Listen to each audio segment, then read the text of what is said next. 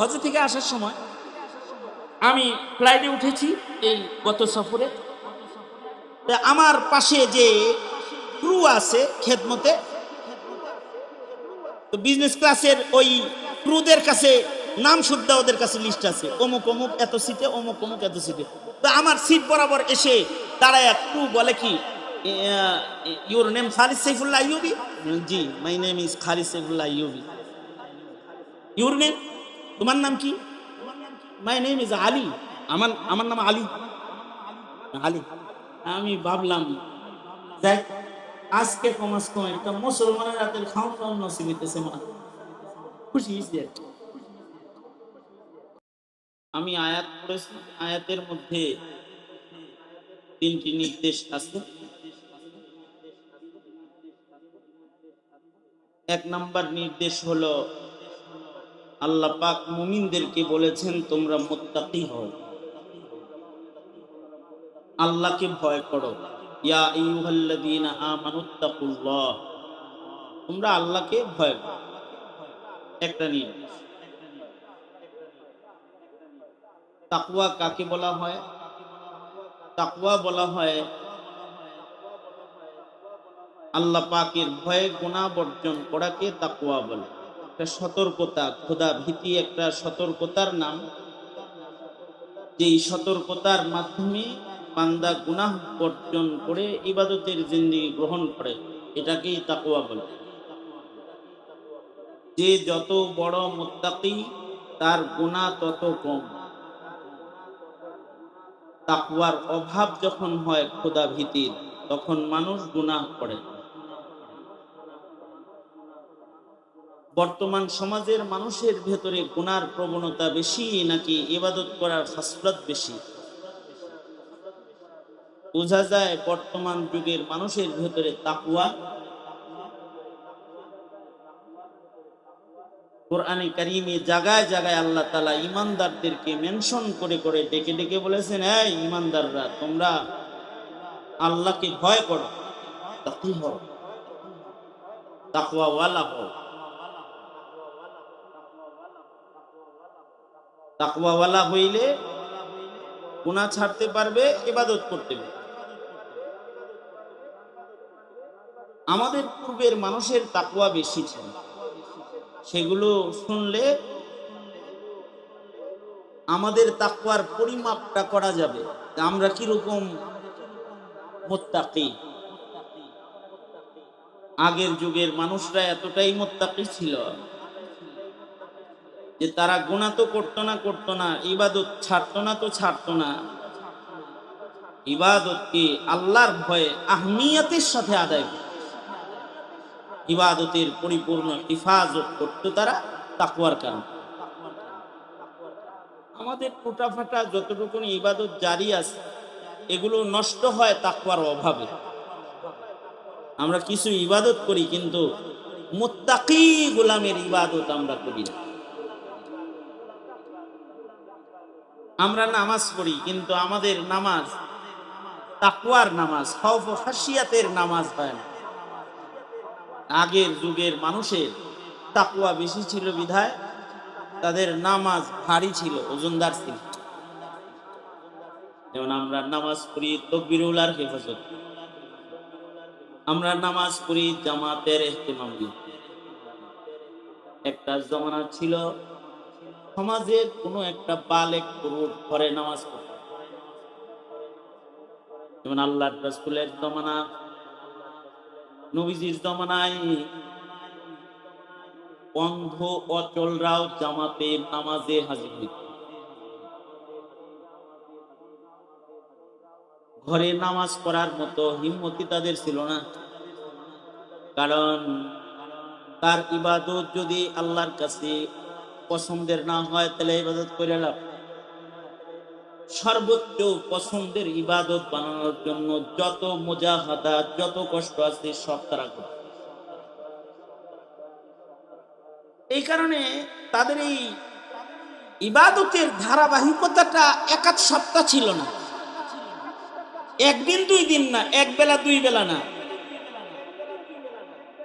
তারা লাগাতার ইবাদত।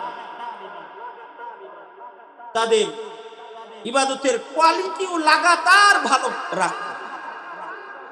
যেমন সাহাবায়ে কেরাম, তাদের ইবাদতের কোয়ালিটি বরাবরই ভালো এবং লাগাতার ভালো। তাবেঈদের যুগেও এটার হিফাজত ছিল। এ কারণে সাহাবীদের ইবাদতের বর্ণনা যেমন ইতিহাসের পাতায় আছে, তাবেঈদের গুণাবর্জন ইবাদতের বর্ণনা, তাকওয়ার বর্ণনা ইতিহাসের পাতায় মওজুদ আছে। এই দেশের কোন হুজুরের ভাষা খারাপ না, এরা মিম্বরে বসে বসে মিষ্টি কথায় কথা কয়। আপনি কি মনে করেন আপনার মতো ভাষা এরা জানে না? বিশ্বাস করেন, যদি প্রতিযোগিতা লাগে না আপনি পারবেন না, কিন্তু জানে, কিন্তু আপনাকে কিছু বলে না, কারণ তারা তাদের মুখকে সুন্দর কথায় ব্যবহার করে। কথা সুন্দর মুখ, তাই সুন্দর কাজ বেশি করে। তবে মুমিনের হৃদয়ে ঈমান আছে, ঈমান, এই ঈমান নষ্ট করে, তাকওয়া তাহারাত নষ্ট করে যারা জাতিকে বেঈমান বানাইতে চায়, তাদের সংগ্রাম এক নম্বর হলো তালিম তরবিয়তের সংগ্রাম। তালিম তরবিয়তের মাধ্যমে এদের বিরুদ্ধে সংগ্রাম চালিয়ে যেতে হবে। নবী রাসূল দিয়ে আল্লাহ তাআলা এই পদ্ধতিটাকেই সর্বপ্রথম গ্রহণ করেছেন, তালিম ও তরবিয়ত। আমি একটা কথা বলে আমি আমার আলোচনা আজকের মতো শেষ করে দেব ইনশাআল্লাহ। সেটা হলো, হজ থেকে আসার সময় আমি ফ্লাইটে উঠেছি এই গত সফরে। আমার পাশে যে ক্রু আছে খেদমতে, তো বিজনেস ক্লাসের ওই ক্রুদের কাছে নাম শুদ্ধা ওদের কাছে লিস্ট আছে, অমুক অমুক এত সিটে, অমুক অমুক এত সিটে। তো আমার সিট বরাবর এসে দাঁড়ায় ক্রু বলে কি, your name Khalid Saifullah Ayyubi? G, my name is Khalid Saifullah Ayyubi. Your name, তোমার নাম কি? My name is Ali. আমার নাম আলী। আলী। আমি ভাবলাম দেখ, আজকে কমাস কম একটা মুসলমানের রাতের খাওয়া খাওয়ার নসিব হইতেছে, মা খুশি হয়েছে। আমার কাছে আসছে, খাবার নিয়ে আসছে। তাইসা আমার দাড়িতে হাত দিয়া বলে, তোর দাড়িটা খুব সুন্দর লাগে, ইউ আর এ সুন্নি মুসলিম? আমার তুই কি সুন্নি মুসলিম নাকি? হ্যাঁ, আমি সুন্নি মুসলিম। You are a Sunni Muslim? No no no, my grand Muslim. হ্যাঁ, এ বললো যে না না না, আমি মুসলমান না, তবে আমার দাদা মুসলমান ছিল। দাদা মুসলমান ছিল। আমি কি, তোর নাম আলী হইল কেমনি? আব্বা যে মুসলমান ছিল, আব্বা শখ করে নাম রাখছে আলী, কিন্তু বাবা আমার ছোটবেলায় মারা গেছে। বাবা বিয়ে করেছিল একটা খ্রিস্টানকে। বাবার মৃত্যুর পরে আমার মা আমাদের 3-4 বোন যারা আছি, এদের সবাই খ্রিস্টান ধর্ম শিখাইছে, খ্রিস্টানদের সাথে আত্মীয়তা করাইছে। আমাদের মুসলিম পরিচয় যেটা, ওইটা বাবার পর্যন্তই শেষ, এরপরে ব্রেক হয়ে গেছে। তার মানে হলো, একটা ছেলে তার নাম আলী, কিন্তু তার দাদা ছিল মুসলমান, কিন্তু সে নাতিন তৃতীয় পুরুষে এসে সে হয়ে গেছে পুরা খ্রিস্টান। তার বংশের থেকে খ্রিস্টান প্রজনন কেন্দ্র চালু হয়ে গেছে।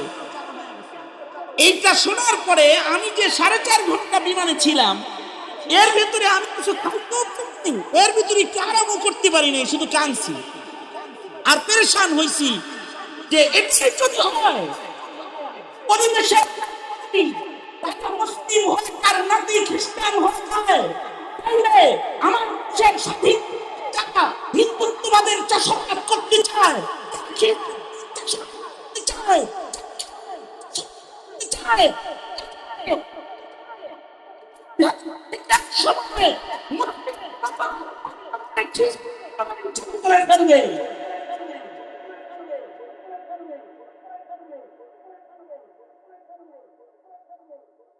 তাইলে আমি আপনি মুমিন হিসাবে আপনার আমার জমিনের পাহারাদারির সতর্কতা কত দরকার।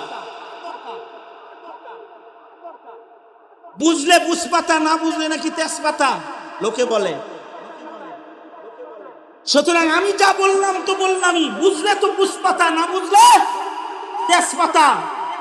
দেশ রক্ষা করো, সমাজ রক্ষা করো, মুত্তাকিদের সমাজ গড়ো, সুন্নাত রক্ষা করো, পরিবেশ রক্ষা করো, জমিনের পরিবেশ রক্ষা করো। সময় এসেছে আবার নতুন করে দেশের স্বাধীনতা সংরক্ষণ করার। দেশটাকে কোনো হিন্দু খ্রিস্টান মালাউনের দালালের হাতে তুলে দিও না।